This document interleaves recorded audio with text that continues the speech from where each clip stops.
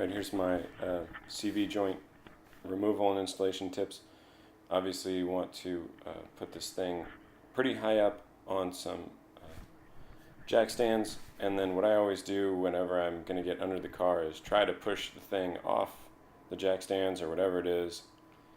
There's me putting my foot on the toe ball, trying to knock it off.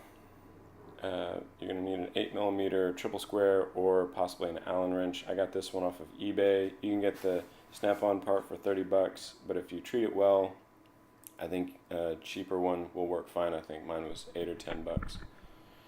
You want to make sure when you get that thing, I just did this recently, so I know the bolts are looking pretty good, but if there's gunk in there, you want to get it out so that you don't strip the thing out.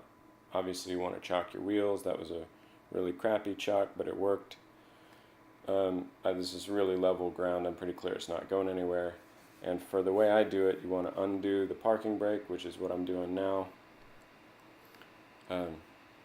Yeah, you just want to make sure that you are bottoming out the that triple square bit whenever you are about to crank on that thing. I'm making sure the wheel rotates there.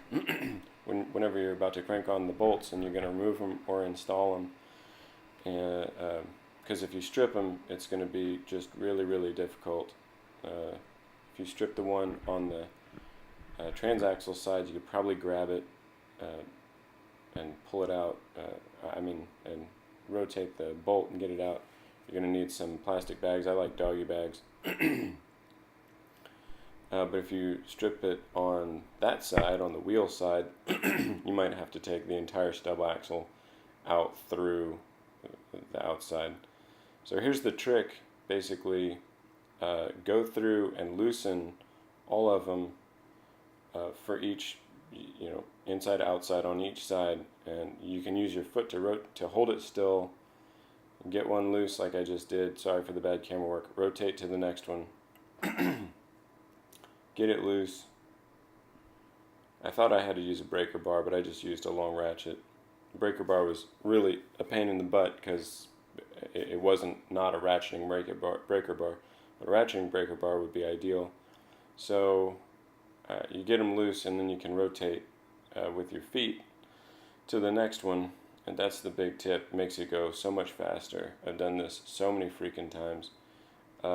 You might want to have to getting around the boot, if it's pushed up tightly like that, it'll kind of get in the way of the bolt sometimes, so you might want to kind of pull the boot away from the joint itself so that it won't be in the way when you're trying to get your bit into the bolt for this top one. So now you see I'm rotating it back. For that one, you just kind of feel and get it to go in there.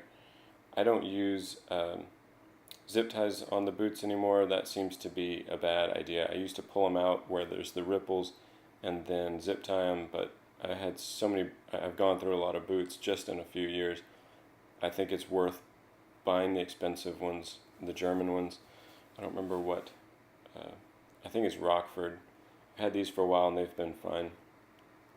But anyway, just this whole idea of rotating it with your feet, holding it tight as you're loosening that one, and definitely go through and loosen all, 24 bolts before you then go back and start undoing them. Because if you take one